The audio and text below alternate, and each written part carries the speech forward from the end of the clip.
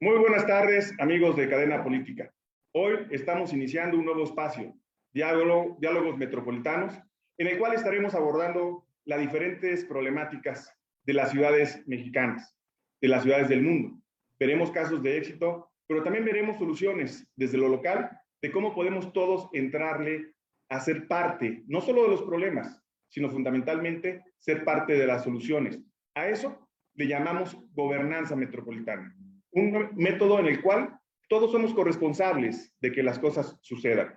De esta manera, lo metropolitano tiene que ver con gran parte de las cosas que día a día los que vivimos las ciudades tenemos que afrontar como retos. En efecto, en nuestro país hay 74 zonas metropolitanas y en el Estado de México en particular estamos logrando que 81 municipios sean parte de este esquema. Sin lugar a dudas, las zonas metropolitanas son regiones activas, atraen inversión, talento humano, servicios, generan empleo, movilizan personas. Sin duda tienen centros educativos, de cultura, de recreación, pero también generan desigualdades. Y cada día es más complejo la forma de gestionar su desarrollo. Uno de los temas que a todos nos interesa, preocupa y diariamente en las noticias estamos viendo es el tema de la inseguridad. En el mes de septiembre hemos llegado a la cifra, en lo que va del sexenio, de casi 100,000 homicidios dolosos. Esta es una cifra que nos lleva a una consideración de 83.8 casos diarios de estos homicidios, de acuerdo con lo que ha reportado el informe de seguridad de la propia Secretaría de Seguridad y Protección Ciudadana.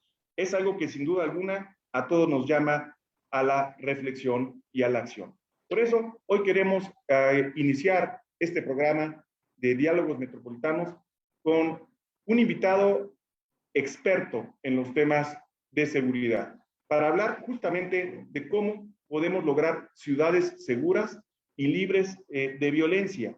Para ello, quiero señalar que me da mucho gusto que esté el doctor Javier Oliva Posada como nuestro invitado y que con él estemos abriendo estos programas que semanalmente tendremos para platicar sobre la problemática de las zonas metropolitanas. Javier Oliva Posada es licenciado en Políticas y Admisión Pública, es maestro en estudios latinoamericanos y doctor en Ciencia Política por la UNAM, profesor de tiempo completo de la misma universidad, asesor y conferencista en el Colegio Nacional, en el Colegio de Defensa Nacional de la Secretaría de la Defensa Nacional, del Centro de Estudios Superiores Navales de la Secretaría de Marina, Armada de México, en la Maestría de Seguridad Nacional y en el doctorado en Defensa y Seguridad Nacional.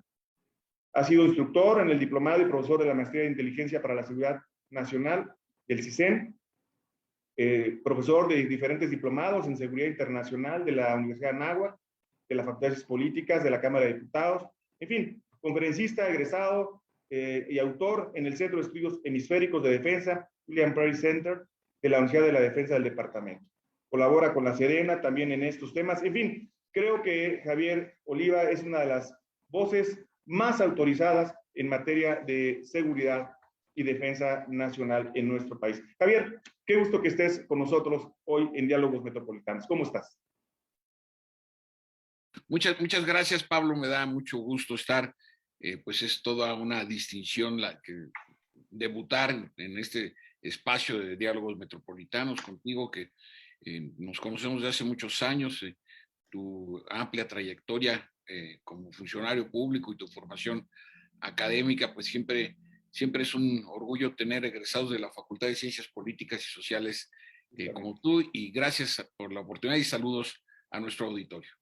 Gracias, Javier. Y bueno, hemos escuchado mucho ciudad segura.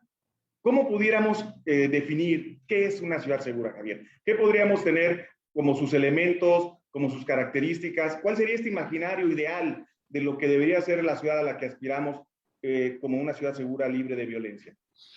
Sí, Pablo, como tú lo apuntabas muy bien en la introducción a este diálogo, pues hay casos de éxito en donde con todas las diferencias que puede haber de cultura, de hábitos, de trazo urbano, de ubicación, desde luego. Sin embargo, hay aspectos que nosotros podemos tomar en consideración y que permiten tener una ciudad segura. México tiene varias zonas metropolitanas y esto pues implica un esfuerzo mayor, no solamente en términos presupuestales, sino del establecimiento de ciertos criterios para la seguridad pública. Pienso, por ejemplo, en el caso de Tamaulipas, donde por mandato constitucional no existen las policías municipales y solamente existe la policía estatal, ¿no? Otras demarcaciones también existe propiamente una policía metropolitana, como es en el caso del municipio de Cuernavaca. Entonces es importante tomar en consideración otras realidades, y no quisiera extenderme mucho, pero una ciudad segura tiene 4 componentes. El primero, que la fuerza pública, es decir, el número de policías y patrullas, lógicamente, es en términos porcentuales y absolutos lo suficientemente capaz para estar desplegada por la ciudad para atender un llamado de auxilio o de apoyo ante algún evento delictivo en cualquier momento. Entonces, por ejemplo, si hay 100 policías, estos en realidad se reducen a 50 porque son turnos de 12 horas. ¿No? Entonces, difícilmente podrían pues, trabajar más horas, ¿no? En un trabajo con tanta presión. Entonces, una ciudad segura requiere una presencia numérica y cobertura física apropiada a las dimensiones y trazo urbano. La segunda característica, evidentemente, es la tecnología, lo que en México conocemos como los C5 o C4, ¿no? Los centros de comando, cómputo y control, bueno, y las demás es, en donde pues los monitores funcionan, los arcos detectores de placas y rostro también funcionan, los monitoristas están capacitados para la detección de cualquier acción sospechosa o la comisión de un delito, y por lo tanto también esta cobertura tiene que ser lo más amplia posible. Hace poco tuve la oportunidad de conocer el C5 de Benito Juárez, mejor conocido como Cancún, y porque hay algunos estados como Quintana Roo que tienen otro C5 en Chetumal por las dimensiones del estado, ¿no? El tercer aspecto importante para una ciudad segura es la función en un momento dado, dependiendo del tipo de delito, pues el Ministerio Público, ¿no? Es decir, que la ciudadanía agraviada, agredida o accidentada, ¿no? Un choque, lo que sea, pues sepa que acudir a la autoridad es un asunto de confianza y de respaldo, ¿no? Y además de eficiencia, porque de otra manera, pues cuando se instala la corrupción como una práctica, pues esto provoca, es una de las bases fundamentales para generar o propiciar un ambiente de inseguridad.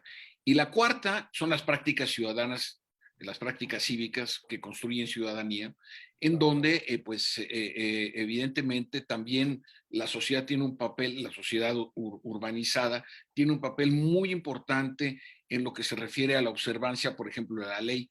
El caso típico de la Ciudad de México, la irresponsabilidad de, lamentablemente, decenas de conductores que no respetan el sentido de las calles, las señalizaciones de los semáforos, las zonas peatonales.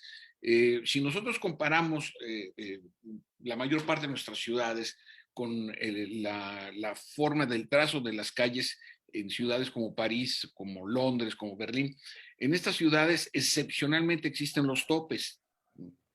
¿Y por qué existen los topes en la Ciudad de México o en Guadalajara o en Toluca o en Tijuana? Porque los conductores no respetan los límites de velocidad, ¿no?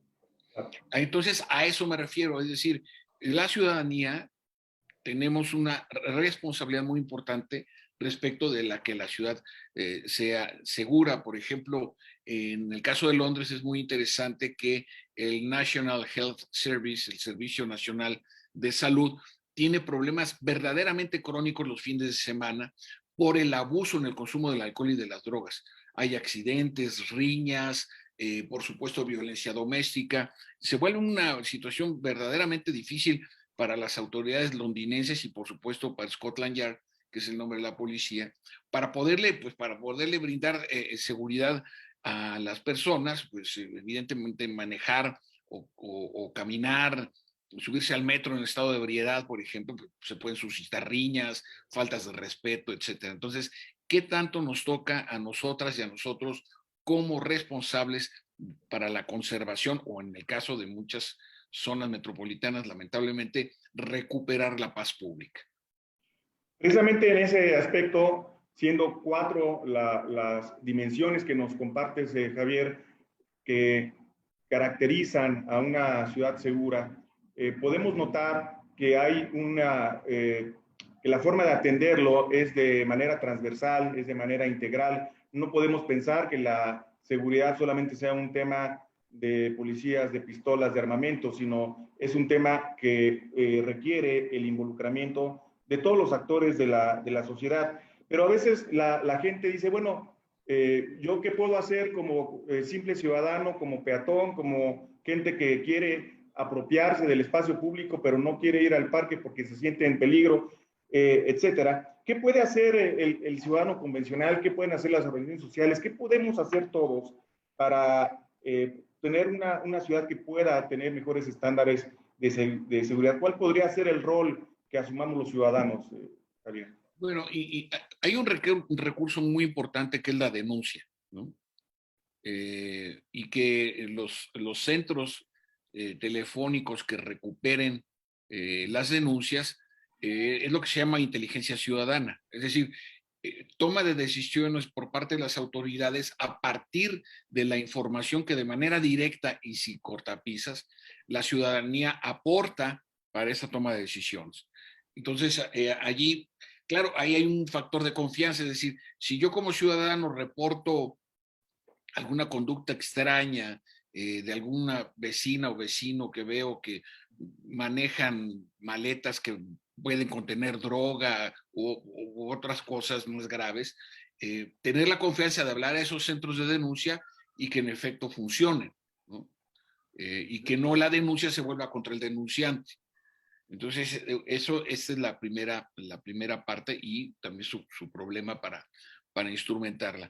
El otro aspecto es asumir conductas cívicas, y yo utilizo mucho el tema de los ciclistas en la Ciudad de México, que con mucha frecuencia protestan y se enojan, pero yo he visto accidentalmente situaciones donde un peatón se pelea con un ciclista porque el ciclista viene en sentido contrario, ¿no? O se pasan los saltos.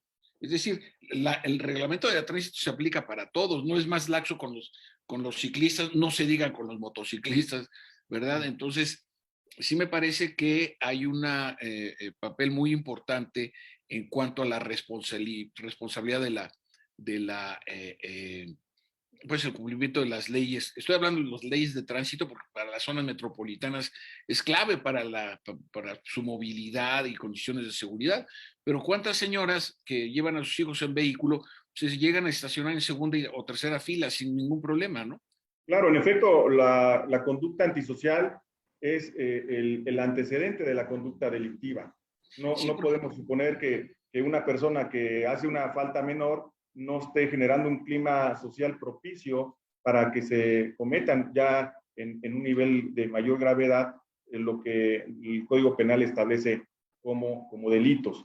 De tal suerte que cómo podemos lograr, Javier, que se logre una conciencia que vaya hacia una participación ciudadana en la que todos podamos tener claro el rol que tenemos para una ciudad con mayor seguridad, porque escuchamos muchas quejas, la gente se alarma de los homicidios, los feminicidios, de los robos, del robo en transporte público, del robo a casa habitación, etcétera, pero a veces no estamos tan dispuestos y conscientes para asumir una parte que nos toca a nosotros como ciudadanos, Javier. Sí, indudablemente, y esto es algo muy importante. Déjame regresar al caso de Londres. Londres es la ciudad más videovigilada del mundo por metro cuadrado. Según los estudios metropolitanos, una persona entre el origen y destino de su trayecto pasa por alrededor de 200 cámaras de videovigilancia, que es un poco irónico decirlo, pero que sí funcionan, ¿no? Y que además son recursos que la policía tiene a disposición para, pues, investigar algún delito, alguna situación anómala. ¿Qué quiere decir con esto? Que los londinenses no es que sean mejores o más pacíficos o más tranquilos, se saben vigilados, ¿no? Y entonces aquí entramos al dilema, obviamente, de si quiero seguridad, tengo que ceder un poco de mi libertad o de mi privacidad. Las condiciones, no solamente en las zonas metropolitanas de nuestra ciudad, estoy pensando en ciudades con cierto grado de violencia, como desde luego la Ciudad de México, Tijuana, ¿no? Jalisco, ¿no? Y su zona, siempre hablando de zonas metropolitanas, sino en efecto tienen una problemática respecto del uso de la tecnología para poder disuadir a los posibles actos de violencia o francamente delictivos. Entonces sí es muy importante porque al final del día la seguridad pública, Pablo, y esto es algo que quiero compartir con el teleauditorio, al final del día la seguridad es un asunto de vecinos, de confianza vecinal. Y es una parte básica. Por ejemplo, en Berlín, me puse a investigar para esta ocasión, para esta oportunidad. En Berlín, por ejemplo, si tú vas a salir de vacaciones, tu obligación es avisarle a digamos, a la oficina de policía a la cual pertenece tu domicilio, le tienes que avisar y si no te multan. Bueno, eso implica un acto de confianza hacia la autoridad, que Exactamente. se establecería como un tema básico para establecer este binomio de autoridad y ciudadanía que trabajen en la misma lógica, en la misma suerte.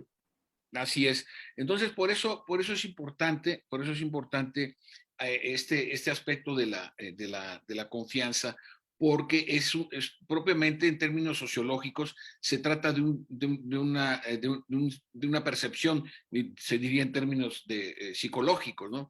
Es decir, yo tengo confianza a partir de cómo me siento en un entorno. Cito, por ejemplo, la encuesta del INEGI trimestral, que por cierto salió en estos días, y en los primeros lugares de percepción de inseguridad están los cajeros automáticos, pero no es ahí donde se cometen delitos que sean representativos en términos numéricos. Sí se dan, pero no es más la percepción de inseguridad que la comisión verdaderamente de delitos, ¿no? Delitos como el asalto a un transporte urbano, asalto a transeúnte o robo con violencia, robo de vehículos. Entonces, por eso es tan importante el factor de confianza, como tú bien apuntas, porque la confianza se traduce o tiene su correspondencia en términos institucionales en estas áreas que preservan la seguridad pública y que además aplican la ley. Entonces, por eso el funcionamiento de los microsistemas vecinales es tan importante, porque de lo contrario, ni siquiera teniendo un policía en cada esquina, que es algo presupuestal y físicamente imposible, se podrían amortiguar o contener esta ola de criminalidad que desafortunadamente vemos en varias partes de la ciudad. Es como si, por ejemplo, el día de la quincena, yo recibo mi dinero y ese día me voy a un table dance en alguna zona periférica de una zona metropolitana. Ese tipo de negocios sabemos que están en la línea de la ilegalidad. Entonces yo también como ciudadano, ¿qué tanto estoy poniendo para ser una víctima propiciatoria de ese tipo de eventos? Yo no niego que quien tenga ganas de que vaya, ese no es el problema. No vayas en día de quincena o no vayas tan tarde, es decir, buscar la forma de la autoprotección, sobre todo por las condiciones, insisto, en las que estamos viviendo. Justamente has tocado un tema muy interesante, Javier, que tiene que ver con distinguir entre percepción de inseguridad e índices de inseguridad. Parece que la estadística puede decir una cosa, pero cómo se siente la gente en el día a día nos dice otra. En este tema, ¿qué pesa más, Javier, en este tema para traducirlo en una política pública para atender el tema de la inseguridad. Evidentemente, ambos componentes tienen que ser atendidos, no solamente por el gobierno, sino por diferentes instancias públicas y privadas, pero a veces aquí la pregunta sería, los índices realmente son un indicador o cuáles son los componentes, digámoslo así, reales para establecer que una comunidad, una ciudad es insegura.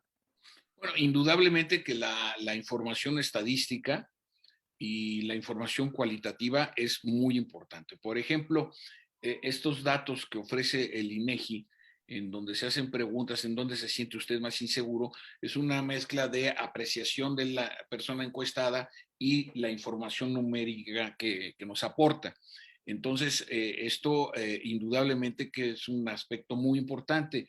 Estudios más recientes sobre la violencia urbana toman muy en cuenta la georreferenciación y en los horarios. En Estados Unidos se ha desarrollado un sistema en la ciudad de Chicago, por ejemplo, en donde se va levantando de manera muy detallada, muy detallada. A ver, fue un asalto a mano armada en la esquina que hace la avenida 47 con la 52, fue a las 10:30 de la mañana, por ejemplo. O fue domingo a las 2 de la mañana, no sé.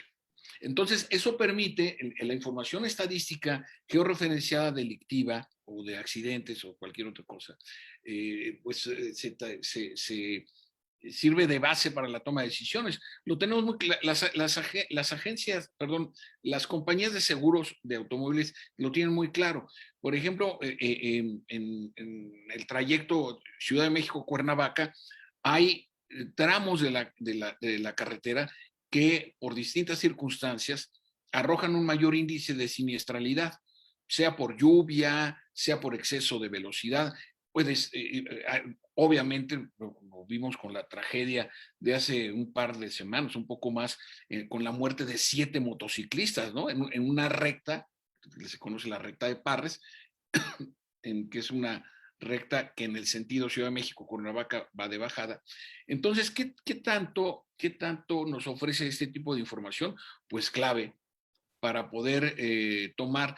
La mejor seguridad pública, Pablo, es la que no se ve pero se siente. Es decir, que sabemos que si presionamos un botón de pánico, si en algunas otras ciudades utilizan silbatos de seguridad, si sabemos que están bien iluminadas las calles en las noches, los parques, en fin. Entonces, esto va generando esta percepción de seguridad.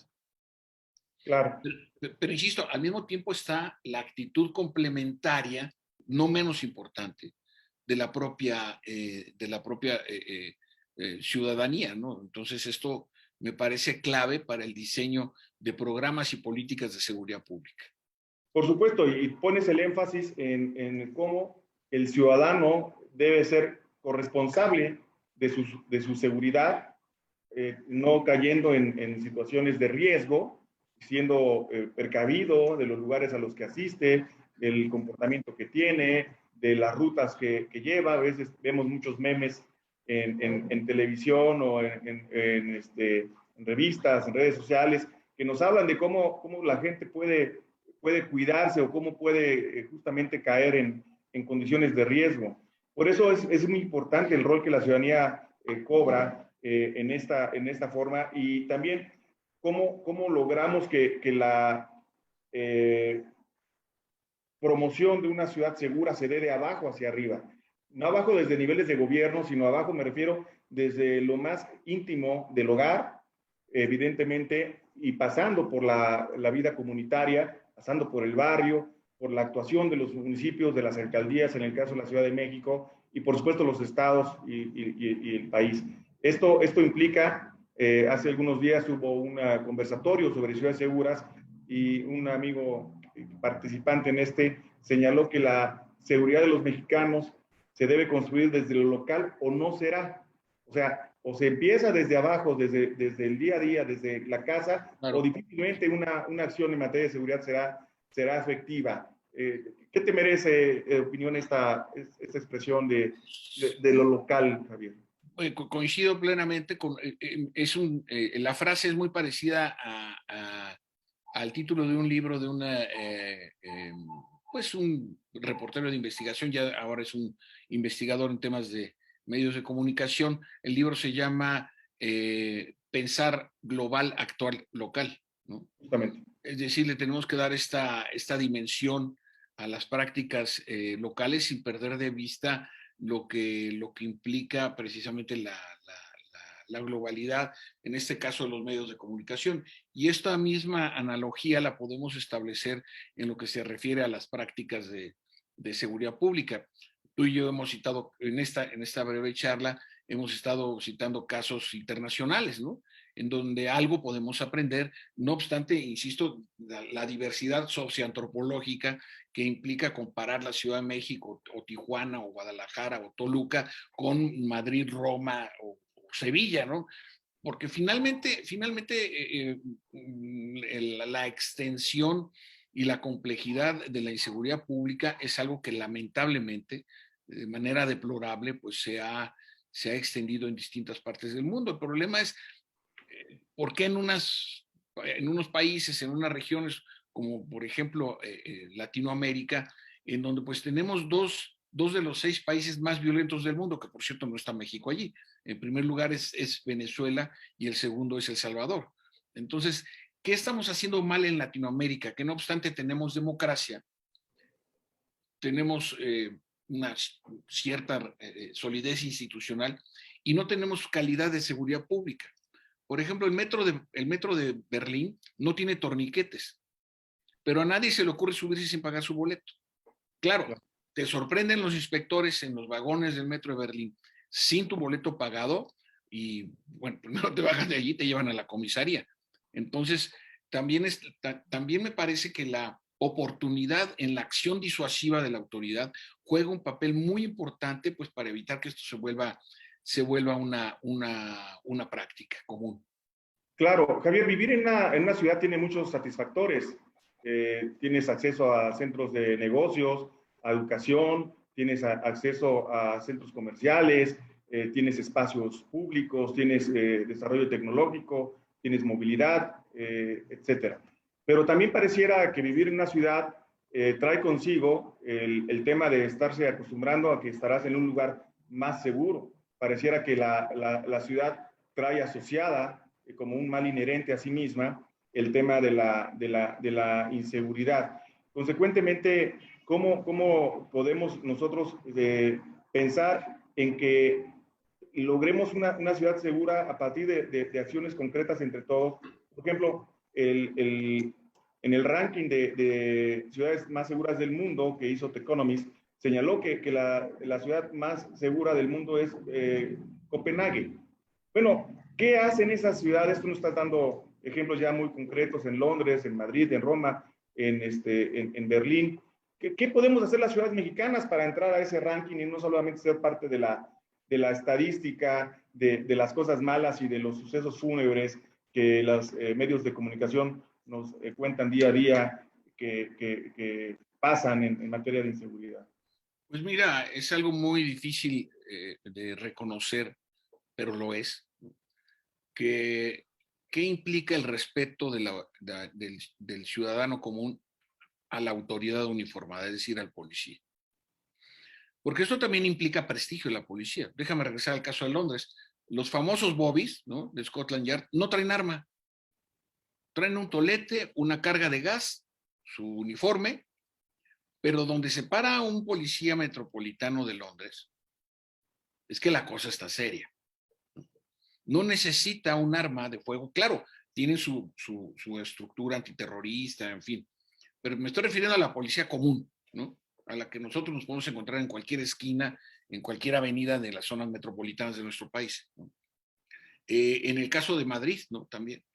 O en el caso de Barcelona o en el caso de San Sebastián en el País Vasco. Es decir, la presencia de la policía es disuasiva. Es decir, tú no puedes faltarle al respeto al policía sin consecuencias, incluso de cárcel, ¿eh? Pero entonces aquí viene la otra parte. Alguna persona de nuestro auditorio reacciona con toda justicia y va a decir, bueno, ¿y los policías se van a respetar? Entonces es un problema muy complejo, porque si yo no le tengo respeto a la autoridad, vaya, incluso la función de la policía es disuadir al delincuente de cometer un delito, es decir, que le tenga miedo. Esa es la función de la disuasión. La seguridad pública, como lo decía hace algunos minutos, cuando mejor funciona es cuando no tiene que actuar. Esa es la mejor seguridad pública. Entonces, no, claro, no quiero justificar los actos pues, criminales de la brutalidad policíaca en Estados Unidos que han llevado a protestas en miles de ciudades cuando un policía blanco asesina a, no una ocasión, sino varias, ¿no? Claro. El movimiento de la vida de los negros importa, ¿no? Black Lives Matter, ¿no? Entonces, aquí, por eso es tan importante el rescatar estas referencias para evitar, sobre todo el tema de la corrupción, por ejemplo. Claro. Pareciera que la forma de atender el asunto de la inseguridad de México ha tenido mucho que ver con la ampliación del rol de las instancias militares en la seguridad y consecuentemente esta creación de la Guardia Nacional y una constante de más atribuciones hacia los cuerpos castrenses nos hace llevar a alguna confusión a los ciudadanos en cuanto a qué es la seguridad pública y qué es la seguridad nacional. ¿Nos podrías comentar un poco dónde están los límites y las coincidencias y las diferencias entre estos dos conceptos? Bueno, el límite está justamente en medio, que es el concepto de seguridad interior. Es decir, si nos explicamos por círculos excéntricos, es decir, del centro hacia la periferia, el primer ámbito de la seguridad, por eso le llamo yo dimensiones de la seguridad, es la seguridad pública, la seguridad interior y la seguridad nacional. Es decir, para que la acción delictiva permanente o constante, para ser más preciso, altere, y esa es la palabra que utiliza la Suprema Corte de Justicia de la Nación en una tesis jurisprudencial de abril del 2000 para justificar la presencia de las Fuerzas Armadas en actividades de seguridad pública, cuando la actividad delictiva altera de manera notable la productividad y las actividades sociales, entonces se hace necesaria la entrada de las Fuerzas Armadas en labor de seguridad pública. Pero hay que decirlo con toda precisión, porque a veces en la opinión pública de nuestro país se abordan estos temas, me parece, con algunos prejuicios. Ni México fue el primero en usar a las Fuerzas Armadas en labores de seguridad pública, ni somos los únicos. Pongo en la mesa el caso de el transporte público en San Salvador. Los conductores de lo que nosotros llamamos peceros o rutas eran elementos del ejército salvadoreño en un periodo. ¿Por qué? Porque la Mara Salvatrucha había amenazado a los dueños de las rutas con asesinar, y lamentablemente en algunos casos lo realizaron, con asesinar a los choferes. Entonces, ¿qué hizo el presidente, el anterior, que se me escapa ahora el nombre? Decretó que el ejército, la infantería, se hiciera cargo de la conducción de las rutas, teniendo al conductor militar uniformado con un custodio acompañándolo, ¿no? Entonces, hay medidas, pueden ser extremas, pero también si la ciudadanía se siente más segura, más confiada para hacer sus actividades, pues esto se convierte en un proceso que va escalando y lo que no se aborda es la reforma policial. No se trata. Entonces la seguridad pública, voy a utilizar un término jurídico, ¿qué bien tutela la seguridad pública? Pues la seguridad pública básicamente tutela la integridad física de la persona y de su patrimonio, ¿no? Entonces esto es muy importante tomarlo en consideración porque es allí donde vemos cuál es la diferencia respecto a la seguridad nacional. La seguridad nacional tutela la unidad geográfica del país.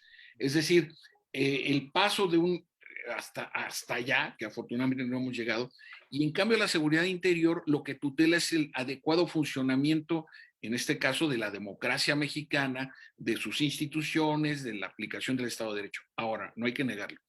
En algunas partes de la República sí existe una afectación a la seguridad interior.